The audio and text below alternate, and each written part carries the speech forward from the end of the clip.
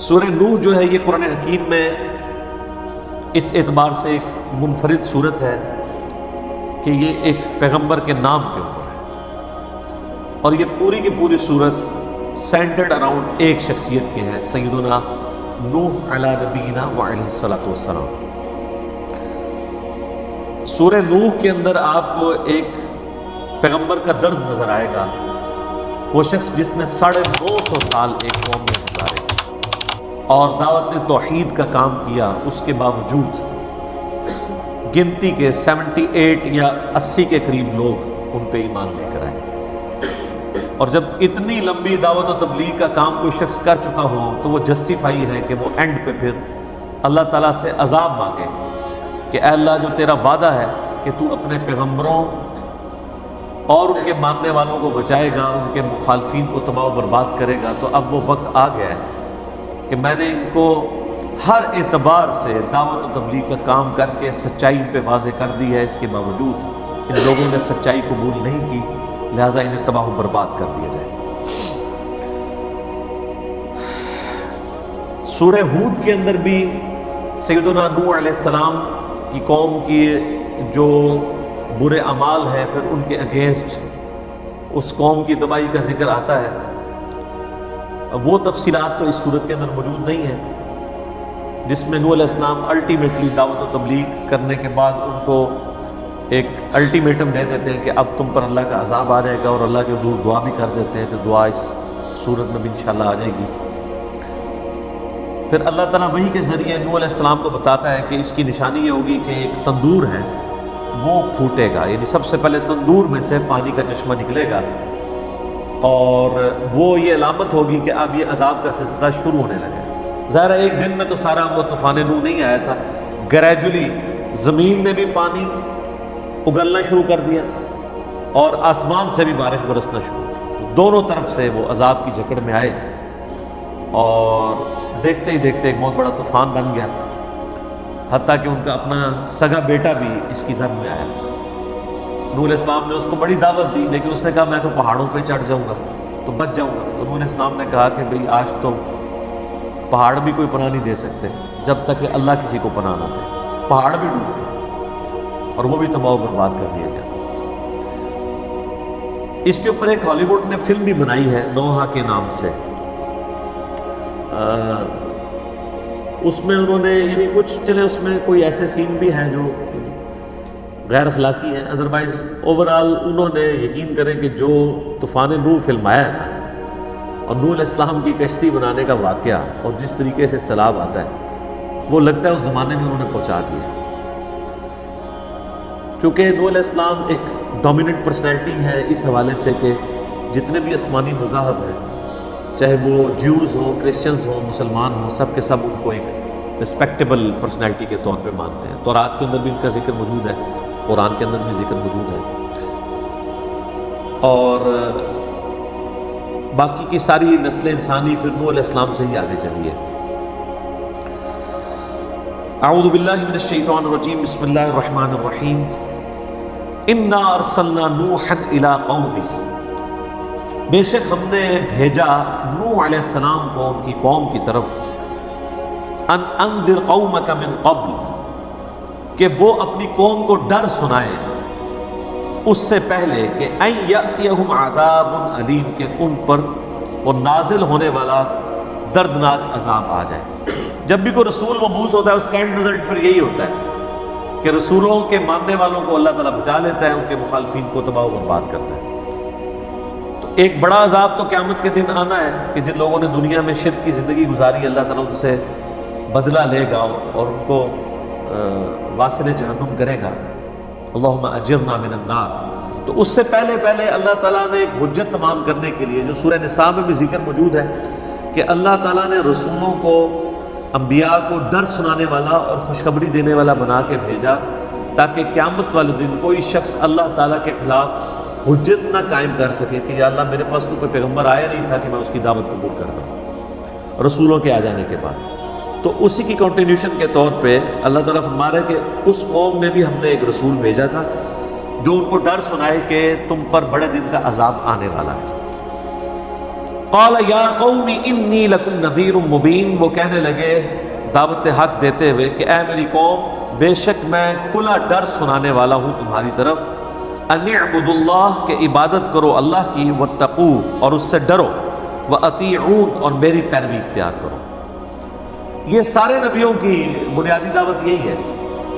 وَلَقَدْ بَعَثْنَا فِي كُلِّ أُمَّةٍ رَسُولًا أَنِ اعْبُدُوا اللَّهَ وَاجْتَنِبُوا الطَّاغُوتَ، ہر امت میں کوئی نہ کوئی رسول ہم نے مبعوث کیا اسی بنیادی دعوت کے ساتھ کہ اللہ کی عبادت کرو اور اللہ کے مخالف جو طاغوت ہیں ان کی نفی کرو۔ اللہ کو ماننا کافی نہیں ہے، عبادت بھی اللہ کی کرنی ہے، اور عبادت ہے ٹوٹل اوبیڈینس کا نام۔ اللہ کو تو سارے مان رہے ہیں، کسی نہ کسی فارم میں ایک کریٹر کو تو سب مانتے ہیں، سوائے چند ایک فنیٹکس کے۔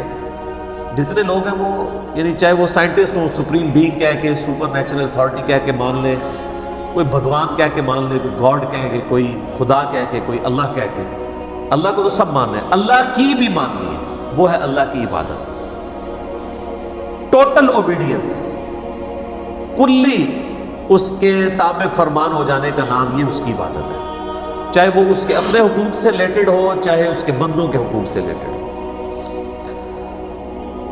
تو اللہ تعالیٰ فرماتا ہے نوح علیہ السلام نے یہ دعوت دی کہ عبادت کرو اللہ کی اور اس کا تقوی اختیار کرو، اس سے ڈر جاؤ، وَأَطِيعُونَ، اور میری پیروی کرو۔ جو رسول ہوتا ہے نا جی، وہ اسی دعوت کے ساتھ اٹھایا جاتا ہے کہ میری پیروی کرو۔ شخصی اطاعت جو ہے وہ رسول کی ہوتی ہے، اور جب رسول مبعوث ہوتا ہے تو اللہ تعالیٰ کی طرف سے پھر یہ الٹیمیٹم بھی آتا ہے کہ جو رسول کی نافرمانی کرے گا وہ تباہ و برباد کر دی جائے۔ البتہ جو انبیاء ہوتے ہیں وہ دعوت و تبلیغ کا کام کرنے کے لیے دنیا میں آتے ہیں، ان سے پہلے جو شریعت چل رہی ہوتی ہے رسولوں کی، وہ اسی میں ہی ایک مجدد بن کے آتے ہیں، لوگوں کو صحیح بات بتاتے ہیں، لیکن وہ یہ دھمکی نہیں لگاتے کہ جو ہماری پیروی نہیں کرے گا تو اس پہ دنیا میں عذاب آ جائے گا، جس کی ڈومیننٹ مثال آپ کو سیدنا یوسف علیہ السلام کی ملتی ہے کہ وہ نبی تھے، رسول نہیں تھے۔ اسی لیے آپ سورہ یوسف میں دیکھیں، وہ لوگوں کو دعوت و تبلیغ کا کام کرتے ہیں، اس کے بعد دھمکی یہ نہیں دیتے ہیں کہ میری پیروی کرو ادروائز تم تباہ و برباد کر دی جاؤ۔ وہ یہی کہتے ہیں کہ میرے آباء و اجداد سیدنا ابراہیم، اسماعیل، اسحاق علیہ السلام اجمعین، ان کو اللہ تعالیٰ نے اسی دعوت کے ساتھ مبعوث کیا تھا کہ ایک اللہ کی عبادت کرنی ہے تو تم بھی توحید کے اوپر کاربند ہو۔ اسی لیے دیکھیں کہ وہ ایک دوسرے یعنی آپ سمجھ لیں مذہب سے تعلق رکھنے والا بادشاہ جو روایتوں میں آتا ہے بعد میں مسلمان ہو گیا، اس کے انڈر انہوں نے ایز اے وزیر بھی مصر کے اندر کام کیا، ورنہ تو سب سے پہلے اس کو دھمکی لگاتے ہیں کہ تو اپنی پوسٹ چھوڑ، میں ادھر آ کے بیٹھوں گا، میں خدا کا ریپرزینٹیٹو ہوں۔ اسی طریقے سے بنی اسرائیل میں بھی جو انبیاء آتے رہے، اوپر رومن امپائر کی حکومت رہی ہے لیکن وہ اپنے دعوت و تبلیغ کا کام کرتے رہے۔ حضرت زکریا علیہ السلام، حضرت یحییٰ علیہ السلام، وہ ہیکل سلیمانی میں، ٹیمپل آف دا سلیمن میں بیٹھ کے یعنی دعوت و تبلیغ کا کام کرتے تھے، حکومت جو ہے وہ کافروں کے پاس تھی۔ تو وہ ایک سمجھ لے منجی کی حیثیت سے نہیں آتے تھے کہ وہ ان کو کافروں سے نجات دلا کے ان کی حکومت اسٹیبلش کریں۔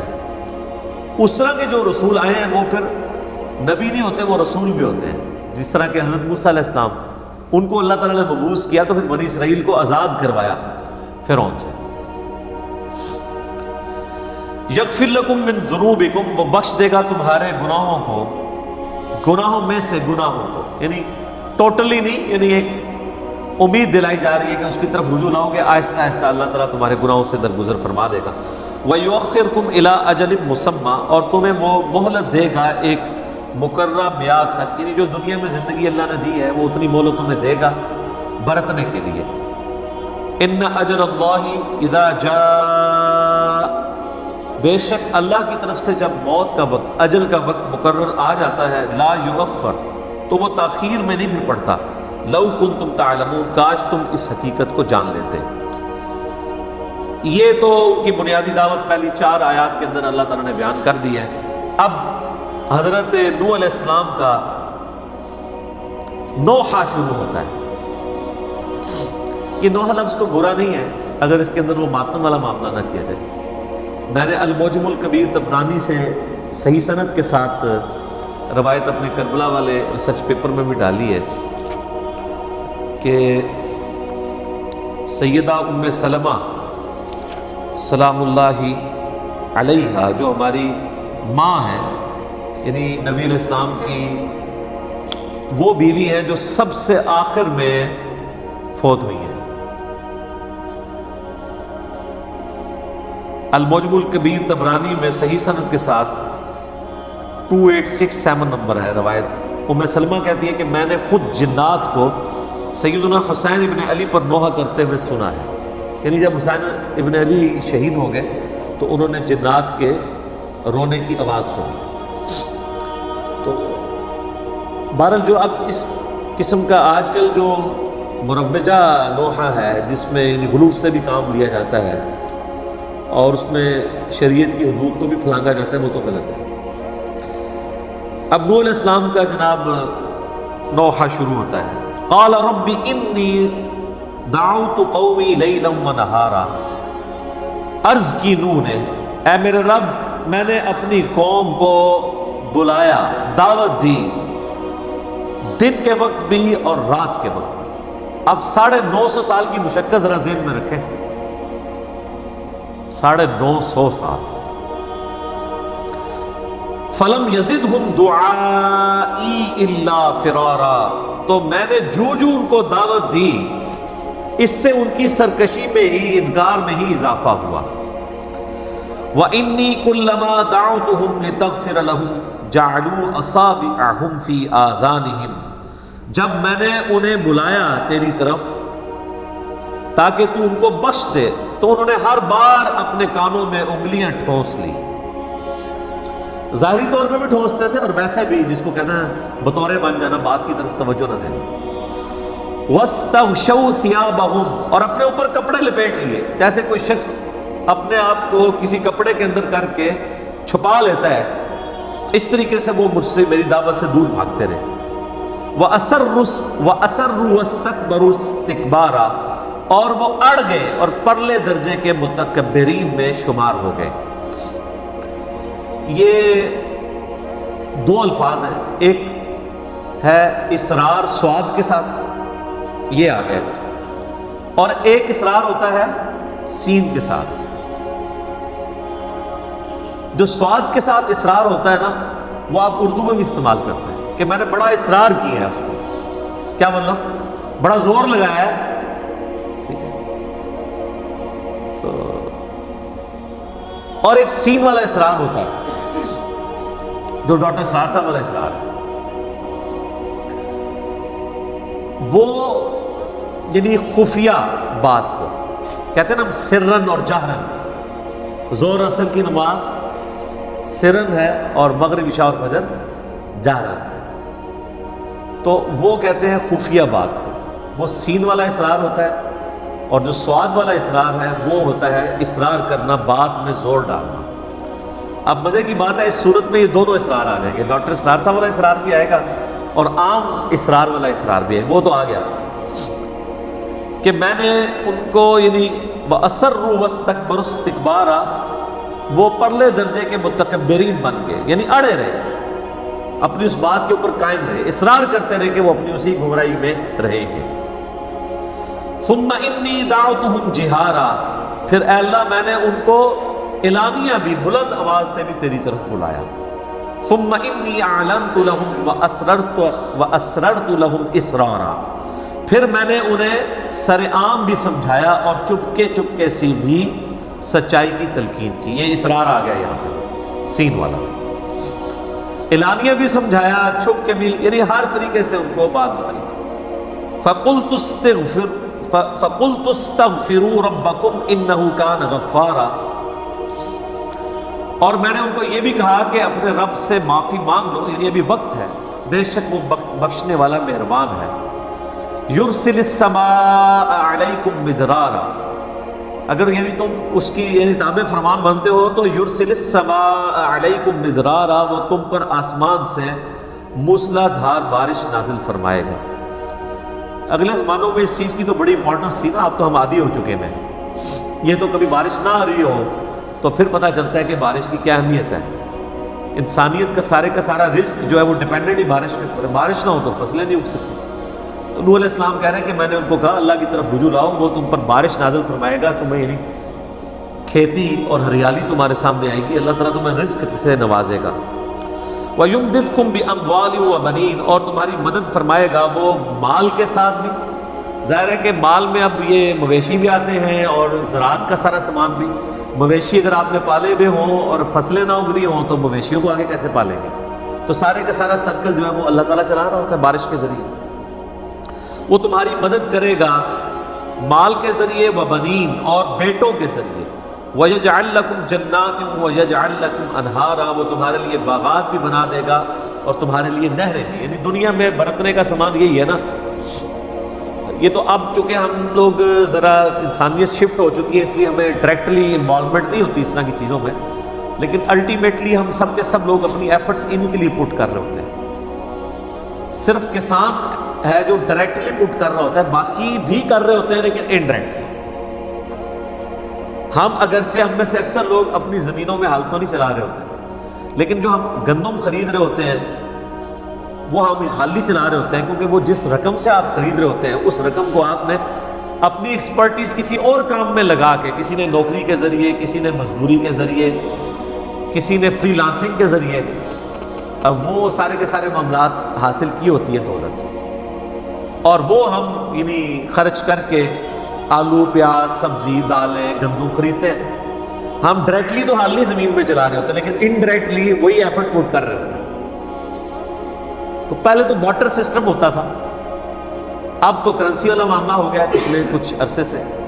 بارٹر سسٹم کے اندر تو یہی ہوتا تھا کہ ایک جو دودھ بیچنے والا ہے اس نے جب گندم خریدنی ہوتی تھی تو وہ دودھ کسان کو دیتا تھا اور اس کے بدلے اس سے گندم لے لیا کرتا تھا. اب تو پیسوں میں معاملات چل رہے ہوتے ہیں. یہ معاملہ زیادہ آسان ہو گیا ہے, اس میں کیلکولیشن کرنا بھی ذرا آسان ہے, بڑا مشکل ہوتا تھا. اسی طریقے سے اگر کوئی کپاس اگاتا تھا اور پھر اس کپاس کے ذریعے لوگوں نے دھاگا اور پھر کپڑے بننے ہوتے تھے, تو جو دوسرے لوگ ہیں وہ اپنی دوسری ایکسپرٹیز جو ہے وہ بیچتے تھے, اس سے کپاس خرید لیتے تھے. اب کپاس والے نے جب دودھ خریدنا ہے تو وہ دودھ والے کو کپاس دے گا اور اس کے بدلے میں اس سے دودھ لے گا. دودھ والے نے سارا دودھ کیا کرنا ہے, اس نے بھی تو بیچنا ہے. کپاس والے نے بھی ساری کپاس تو اپنے پاس نہیں رکھنی, اس نے بھی بیچنی ہے. تو اس لیے یہ بعض اوقات ڈائریکٹلی ان چیزوں کو امیجن کرنا ذرا مشکل ہو جاتا ہے کہ انسان کی زندگی میں بارش کی, زمینوں کی, فصلوں کی, باغات کی, نہروں کی کیا امپورٹنس ہے. یہ تو ان سے پوچھیں جو ڈائریکٹلی اٹیچ ہے. ویسے تو ہم بھی اٹیچ ہیں انڈائریکٹلی, لیکن چونکہ ہم تک وہ ایفیکٹ نہیں پہنچ رہا اس لیے پتہ نہیں چلتا. یہ تو گندم جو ہے وہ گندم اگر شارٹ ہو جائے مارکیٹ کے اندر تو جناب یہ سنہرے کیا بیٹھ کے سونے کی ڈلیاں کھائیں گے, یا جو لوگ کپڑے بیچ رہے ہیں تو وہ کپڑے کی ٹاکیاں کاٹ کاٹ کے کھانا شروع کر دیں گے, ہاتھ پاؤں بڑھ دیں گے سب کو. پھر ان کو پتہ چلے گا یہ نہری نظام کیا ہے, یہ ڈیم کیوں ضروری ہے, بارش ٹائم کا ہونا کیوں ضروری ہے. اگر نہیں ہوگی تو زمین نہیں اگائے گی, زمین نہیں اگائے گی تو ہم کہاں سے کھائیں گے. لیکن ڈائریکٹلی اس کے افیکٹو وہ کسان ہوتے ہیں جو اس پہ محنت کر رہے ہوتے ہیں. ہم اس وقت افیکٹو ہوتے ہیں جب وہاں پہ کوئی پرابلم آنا شروع ہو جائے. ادروائز یہ ساری کی ساری چیزیں آج بھی اسی طریقے سے, یعنی یہ نہیں ہوگا کہ انسان ترقی کر گیا تو آپ انسان نے جو ہے مٹی کھانا شروع کر دی ہے یا انسان نے لوہا کھانا شروع کر دیا. آج سے 10,000 سال پہلے کا انسان بھی گندم کھاتا تھا, چاول کھاتا تھا, مچھلی کھاتا تھا. آج کا انسان بھی وہی کھاتا ہے. فاسٹ فوڈ میں بھی آپ جو کچھ کھا رہے ہوتے ہیں سب کچھ زمین کی اجناس ہی ہوتی ہے نا, انہی کو مختلف ماڈرن فارمز کے اندر پیش کیا جاتا ہے. یعنی اگر آپ سموسا بھی کھا رہے ہیں تو ڈائریکٹلی تو آپ کو نہیں لگے گا کہ سموسا زمین میں سے اگا ہوا ہے, لیکن سموسا زمین میں سے ہی اگا ہوا ہے. سموسے کے اندر جو کچھ ڈال رہے ہیں وہ سب کچھ زمین سے نکلا ہوا ہے. اس کے اندر اگر مرچ ڈال رہی ہے وہ زمین سے نکلی ہوئی ہے, اس میں آلو ڈال رہے ہیں وہ زمین سے نکلے ہوئے ہیں, اور اس کا جو باہر کا خول ہے بیسن کے ذریعے وہ زمین میں سے دال نکلی ہوئی ہے جس کو کوٹا گیا, وہ بھی زمین سے آ رہا ہے. جس تیل کے اندر اس کو آپ بھون رہے ہیں وہ بھی الٹیمیٹلی زمین سے آیا, چاہے وہ بناسپتی ہو یا کنولا ہو یا کوئی بھی ہو. الٹیمیٹلی سورس جو ہے وہ انسان کا وہ زمین ہے. تو جب بندہ تفکر کرتا ہے پھر ان چیزوں کی اہمیت کا پتہ چلتا ہے. ما لکم لا ترجون للہ وقارا، تمہیں کیا ہوا ہے کہ تم اللہ کی عزت اور عظمت اور جلال، اس کی جو یعنی وقار کرنا چاہیے اس کی پرواہ نہیں کرتے. وقد خلقکم اطوارا، حالانکہ اس نے تمہیں کئی مرحلوں سے گزار کر پیدا کیا ہے. اللہ تعالیٰ کی باقی وما قدر اللہ حق قدر، انہوں نے اللہ کی قدر نہیں جانی جیسا کہ جاننی تھی. میں رات کو بھی بھائیوں سے ڈسکشن کر رہا تھا کہ جسے خدا کا تعارف ہو جائے نا وہ شرک نہیں کر سکتا. شرک کی بنیادی وجہ ہی ہے کہ اللہ کا تعارف نہیں. یا اللہ کا تعارف ہو جائے یا انسان کو اپنی کمزوری کا پتہ چلتا ہے. جو انسان کھانے پینے کا محتاج ہو اور کھانے پینے کے بعد اس کھانے کے ہضم ہو کے اپنے جزو بدن بننے کے اور پھر باہر نکلنے کا بھی محتاج ہو، اور پھر ہر 24 گھنٹے میں ایک دفعہ سونے کا محتاج ہو، سوئے بغیر اگلے 24 گھنٹے میں پرفارم نہ کر سکتا ہو، یعنی جس کے ساتھ کھانا پینا، پیشاب اور نیند جڑی ہوئی ہے، وہ انسان کتنا کمزور ہے. دنیا کا کوئی بڑے سے بڑا بزرگ جس کی بزرگی کا لوگ راگ لاپتے ہیں، وہ ان 3 چیزوں سے اپنے آپ کو بے نیاز کر کے بتائے، کھانے پینے سے، پیشاب سے اور نیند سے. ویسے آپ کو ضرور کہانیاں کو کراتے رہے جی اتنے سال سے کوئی نہیں سویا، یہ نہیں ہوا، وہ نہیں ہوا، تو وہ کہانیاں آپ بیان کرتے رہے. یہ انسان کی بیسک نیڈس ہیں، اس کے بغیر انسان آگے پرفارم نہیں کر سکتا. اسی لیے اللہ تعالیٰ نے اپنا تعارف کرواتے ہوئے ان چیزوں کا ذکر کیا. آیت الکرسی میں کیا فرمایا؟ لا تأخذہ سنۃ ولا نوم، اللہ تعالیٰ کو نہ نیند آتی ہے نہ اونگ آتی ہے. یہ انسان کی کمزوری ہے. کھانا پینا انسان کی کمزوری ہے، پیشاب انسان کی کمزوری ہے، اور سب سے بڑی کمزوری موت ہے. اور اللہ تعالیٰ نے کمزوری نہیں. هو الحی القیوم، خود سے قائم ہے، خود سے زندہ ہے، ہر چیز اس میں تھامی ہوئی ہے. تو جب یہ تعارف ہونا اللہ کا اور انسان کی کمزوری کا پتہ ہو، پھر آپ کسی بزرگ کو، بڑے سے بڑے بھی بزرگ کو کس نظر سے دیکھ رہے ہوں گے؟ اسی طریقے سے جس طرح آپ ایک انسان کو دیکھتے ہیں. جس طرح عام انسان پیشاب نہیں روک سکتا وہ بھی نہیں روک سکتا. جس طرح عام انسان اپنے آپ کو نیند سے بے نیاز نہیں کر سکتا وہ بھی نہیں کر سکتا. جس طرح عام انسان کھانے پینے کا محتاج ہے وہ بھی کھانے پینے کا محتاج ہے. جس طرح عام بندہ بیماری اور پریشانی کے اندر دوائی کا محتاج ہے وہ بھی محتاج ہے. یہ علیحدہ بات ہے کہ آپ کو جب پریشانی ہوتی ہیں تو آپ کو وہ تعویذات لکھ کے دے رہے ہوتے ہیں اور مضرات کا پتہ بتا رہے ہوتے ہیں. خود جب بیمار ہوتے ہیں تو ان کو آغا خان لے جاتے ہیں یا شفا لے جاتے ہیں. آج تک آپ نے کوئی بزرگ دیکھا ہے کہ بیمار ہوا اور اس کے مریدین اٹھا کے کسی دربار پہ لے گئے ہو؟ تو اپنی عقلوں سے بھی ذرا کام لیں. مہنگے ترین ہاسپٹلس میں یہ لوگ علاج کرواتے ہیں، تو پھر لوگوں کو کہانیاں کراتے رہتے ہیں، باقی کہانیاں کروا رہے ہوتے ہیں.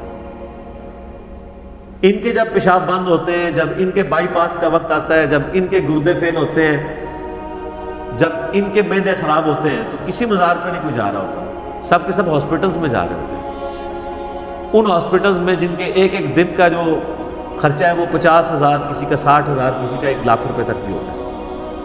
اور آپ کو یہ کہہ رہے ہوتے ہیں کہ جناب پھونک مار دیں گے. تو اپنے اوپر بھی پھونک مار لیا کریں، چلے کسی سے مروا لیا کریں. تو انسان بڑا کمزور ہے. اس نے تمہیں کئی مراحل سے گزارا. یعنی انسان جو ہے وہ ایک بے قدر پانی تھا، اس کے بعد وہ رحم مادر کے اندر ایک جنین کی شکل میں رہا، پھر وہ 9 مہینے کے اندر اللہ تعالیٰ نے اسے ایک الٹیمیٹلی ایک تخلیق تک پہنچایا. اس میں 4 مہینے کے بعد اس میں روح بھی پھونکی گئی، پھر اس کو ایک مکمل انسان بنا کے جو ہے وہ دنیا میں نکالا. اور پھر اس کو نکلتے ہی گائیڈ کر دیا کہ دودھ پینے کا طریقہ کیا ہے. چھوٹے بچے کو اگر سکھانا پڑ جائے کہ دودھ کیسے پینا ہے، کوئی سکھا سکتا ہے اسے؟ اس کے انسٹنکٹ میں ڈال دیا کہ تم نے کیسے دودھ پینا.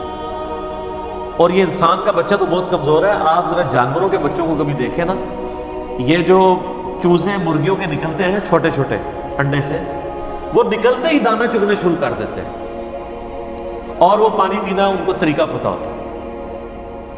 مگرمچھ دیکھیں یعنی دنیا میں چند مضبوط ترین اور طاقتور ترین جانوروں میں سے ایک جانور ہے. آپ کو پتہ ہے اس کا جو بچہ پیدا ہوتا ہے وہ چھپکلی سے بھی چھوٹا ہوتا ہے, اتنا سا ہوتا ہے مگرمچھ کا بچہ. اور وہ پیدا ہوتے ہی اب وہ کس طرح اپنی حفاظت کر سکتا ہے؟ اس کو تو مچھلیاں کھا جائیں, بڑے مگرمچھ ویسے ہی نکل جائیں اتنے سے بچے کو. لیکن وہ پیدا ہوتے ہی آپ نیشنل جغرافک پہ, ڈسکوری چینل کے اوپر, اینیمل پلانٹ پہ دیکھیں, اس کے اللہ نے دماغ میں کوئی ایسی چیز فٹ کر دی ہے کہ وہ انڈے سے جیسے ہی نکلتا ہے وہ پانی کی طرف بھاگتا ہے اپنی سیفٹی کے لیے. کئی پہنچنے میں کامیاب ہو جاتے ہیں, کئی راستے میں ہی ان کو چیلے اور کبے اٹھا لیتے ہیں, کیونکہ ریتلی جگہ پہ وہ انڈا دیتا ہے نا مگرمچھ کی جو فیمیل ہے, اور اس میں سے جب وہ نکلتا ہے تو وہ پھر پانی کی طرف جاتا ہے. اس دوران راستے میں کئی ایک شکار ہو جاتے ہیں, بندر شکار کر لیتے ہیں, بعض کو چیلیں اٹھا لیتی ہیں, اور کئی بہت کم ہوتے ہیں جو پانی تک پہنچنے میں کامیاب ہوتے ہیں. وہ جو ہو جاتے ہیں ان میں سے بھی کئی ایک جو ہے وہ کھا لیتے ہیں دوسرے جانور, اور کوئی ایک آدھ بچتا ہے, ورنہ تو مگرمچھ ہی مگرمچھ ہو آتا ہے. اس طریقے سے سانپ کے بچے, وہ سانپ ہی سانپ ہر طرف ہوں. اللہ تعالیٰ نے یعنی ایک دوسرے کی خوراک کا ذریعہ ان کو بنایا, اور کہاں سے پھر اللہ تعالیٰ ان کو کہاں تک پہنچاتا ہے. تو کئی مراحل سے اللہ تعالیٰ گزارتا ہے انسان کو بھی. الم تروا کیف خلق اللہ سبع سماوات طباقا, کیا تم نے نہیں دیکھا کہ اللہ تعالیٰ نے ساتوں آسمان کو کس طریقے سے تہ بتہ بنایا ہے. یہ دیکھنے سے مراد فزیکلی دیکھنا نہیں ہے, ظاہر ہے کہ ہمیں تو وہ نظر نہیں آ رہا, ہمیں تو پہلا آسمان بھی نظر نہیں آتا. یہ ہم جو دیکھ بھی رہے ہوتے ہیں اوپر, آپ کو یہ اوزون لیئر نظر آ رہی ہوتی ہے بلو کلر کی, یہ آسمان نہیں ہے. اس لیئر سے اگر آپ اوپر چلے جائیں تو آپ کو اوپر کالی چیز ہی نظر آئے گی. یہ آسمان کا کلر تو بلو نہیں ہے, یہ تو اس لیئر کا. تو یہ دیکھنے سے مراد یہ ہے کہ اس نیچر کو آبزرو کرو, جو کچھ بھی تمہاری بساط کے اندر تمہیں نظر آ رہا ہے یہ سب کی سب چیزیں اللہ تعالیٰ نے پیدا کی. وَجَعَلَ الْقَمَرَ فِيهِنَّ, اور اللہ نے ایک چاند ان میں رکھ دیا نورا, روشنی کے طور پہ. وَجَعَلَ الشَّمْسَ سِرَاجًا, اور سورج کو اللہ تعالیٰ نے ایک چراغ کے طور پہ روشن کر دیا. آپ دیکھیں گے پورے قرآن میں کہیں چاند کے لیے چراغ کا لفظ نہیں آیا, ہمیشہ نور کا لفظ آیا, انڈائریکٹ روشنی. اور سورج کے لیے ہمیشہ چراغ کا لفظ آیا ہے, سراج کا, جو خود سے روشن ہو. اور آج ہمیں یہ بات پتہ ہے کہ چاند کی روشنی اپنی نہیں ہے بلکہ وہ ریفلیکٹڈ لائٹ ہے, زمین سے ریفلیکٹ ہو کے جو اس کے اوپر پڑ رہی ہوتی ہے, یا ڈائریکٹ اس کے اوپر سورج کی جو روشنی پڑ رہی ہوتی ہے اس کی وجہ سے وہ چمکدار نظر آتی ہے. آپ اگر چاند پہ چلے جائیں تو آپ کو زمین بھی اسی طریقے سے چاند کی طرح نظر آئے گی جس طرح ہم یہاں سے چاند کو دیکھ رہے ہیں, صرف یہ ہے کہ سائز تھوڑا بڑا نظر آئے گا اس کا. ادروائز وہاں پہ بھی آپ کو ریفلیکٹڈ لائٹ ہی نظر آ رہی ہوگی, خود روشن نہیں. اسی وجہ سے آپ دیکھیں چاند, جب 14ویں کا چاند بھی ہو آپ آسانی سے اسے دیکھ سکتے ہیں, سورج کو نہیں آپ دیکھ سکتے, وہ خود سے روشن ہے. تو اللہ تعالیٰ نے یہ سورج اور چاند کو رکھ دیا. اور ظاہر انسانیت کا تعلق تو اسی کے ساتھ ہی ہے, انسانیت پوری کی پوری انہی کے ساتھ, انہی چیزوں کی فیکٹری ہے, سورج اور چاند کی. باقی جتنے سیارے ہیں یا کائنات کی جو تفصیلات ہیں وہ ڈائریکٹلی ہمارے ساتھ ریلیٹڈ نہیں ہے, اسی لیے صرف انہی چیزوں کا ذکر کیا جاتا ہے جس کو عوام الناس آبزرو کرتی ہیں. واللہ انبتکم من الارض نباتا, اور اللہ نے تمہیں زمین سے عجب طرح سے اگایا. اللہ کہہ رہا ہے ہم نے تمہیں زمین سے اگایا ہے, جس طرح یعنی بیج سے درخت زمین سے نکلتا ہے. کیوں؟ کیونکہ انسان کی کریشن کا جو مادہ ہے وہ جس خوراک سے تیار ہوا ہے وہ زمین سے آئی ہے, اور اس کے بعد انسان کو زندہ رہنے کے لیے جو کچھ چاہیے وہ زمین سے آ رہا ہے. آج دنیا سے دودھ ختم ہو جائے نا, انسانیت نہیں پل بڑھ کے جوان ہو سکتی, صرف دودھ ختم ہو جائے. تو یہ بھینسیں جو دودھ دے رہی ہیں یہ بھی زمین سے آ رہا ہے. کیوں؟ بھینس جو چارہ کھا رہی ہے وہ کہاں سے آ رہا ہے؟ زمین سے. چارہ نہیں کھائے گی تو دودھ کہاں سے آئے گا؟ تو الٹیمیٹلی اس کائنات کے اندر جو یہ میریکل پلانٹ ہے زمین, اس کے اوپر جتنی بھی زندگی ہے اس زندگی کا دار و مدار اس زمین کے اوپر ہے, اور زمین کے اندر اوپر جو زندگی ہے اس کا دار و مدار سورج کے اوپر. سورج نہ ہو تو زمین پہ کوئی بھی خوراک نہیں پروان چڑھ سکتی، نہ موسم بدل سکتے ہیں، نہ بارشیں ہوں گی، نہ ہوائیں چلیں گی۔ اللہ تعالیٰ نے سورج کو ذریعہ بنا دیا۔ تو اگر اس وقت سب سے بڑا کوئی مشکل کشا ہے نا مخلوقات میں سے، تو وہ سورج ہے۔ جن بزرگوں کو آپ مشکل کشا سمجھتے ہیں نا، ان کا مشکل کشا بھی سورج ہے، کیونکہ سورج نہ ہوتا تو وہ کھا پی نہ سکتے، زندہ ہی نہ رہ سکتے۔ لیکن کبھی ہمیں یہ خیال آیا کہ ہم سورج کو پکاریں مدد کے لیے کہ المدد یا سورج، میری مدد فرمائیے۔ حالانکہ آپ اس کو نہ بھی کہیں تب بھی وہ آپ کی مدد کر رہا ہے، کیونکہ اللہ تعالیٰ نے اسے آپ کے کام میں لگا دیا نا، آپ کی خدمت میں لگا دیا اللہ نے اسے۔ وہی اللہ ہے جس نے تمہیں زمین سے عجیب طریقے سے اگا لیا، ثم یعیدکم، پھر تمہیں اسی زمین میں لوٹا دے گا، فیہا، اس میں، ویخرجکم اخراجا، اور پھر دوبارہ اسی زمین سے باہر نکال دے۔ اسی سے پیدا ہوئے، اسی کی خوراک سے پل بڑھ کر جوان ہوئے، اسی زمین میں لوٹا دیے گئے، اور قیامت والے دن اسی زمین سے تمہیں دوبارہ سے زندہ کیا جائے۔ زمین میں انسان لوٹتا ہے سر۔ کسی شخص کو اگر ایئر کریش میں بھی موت آئی ہے نا، اس کے اجزاء بھی الٹیمیٹلی زمین میں گئے۔ کوئی شخص سمندر میں غرق ہو گیا ہے، اس کے اعضاء بھی الٹیمیٹلی زمین میں گئے۔ سمندر میں اگر کوئی مچھلی بھی کسی کو کھا لے تو مچھلی کو بھی موت آ گئی ہے۔ جب مچھلی کو موت آئے گی وہ بھی الٹیمیٹلی زمین میں ختم ہوگی۔ باہر کوئی شخص جو ہے وہ روڈ ایکسیڈنٹ میں مرتا ہے، اس کو دفنا دیا جاتا ہے، وہ بھی زمین میں جاتا ہے۔ کوئی عام حالت میں مرتا ہے، اس کو کوئی آگ میں جلا دیتا ہے، اس کے بھی ذرات الٹیمیٹلی زمین میں چلے جاتے ہیں۔ ہر چیز زمین کے اندر چلی جاتی ہے۔ واللہ جعل لکم الارض بساطا، اور اللہ ہی اس زمین کو تمہارے لیے فرش کی طرح اللہ نے ہی بچھا دیا ہے، لتسلکوا منہا سبلا فجاجا، تاکہ تم اس کے کھلے راستوں میں چلو۔ اب یہ ساری کی ساری گفتگو یعنی نوح علیہ السلام کی وہ دعوت و تبلیغ، کس طریقے سے انہوں نے لوگوں کو اللہ کی طرف بلایا، اس کا ذکر چل رہا ہے۔ قال نوح رب انہم عصونی، نوح علیہ السلام نے کہا ہے میرے رب انہوں نے میری نافرمانی کی ہے، واتبعوا من لم یزدہ مالہ وولدہ الا خسارا، اور یہ پیروی کرتے رہے ہیں ان کی کہ جن کو ان کی مال اور اولاد نے خسارے کے سوا کچھ نہ دیا۔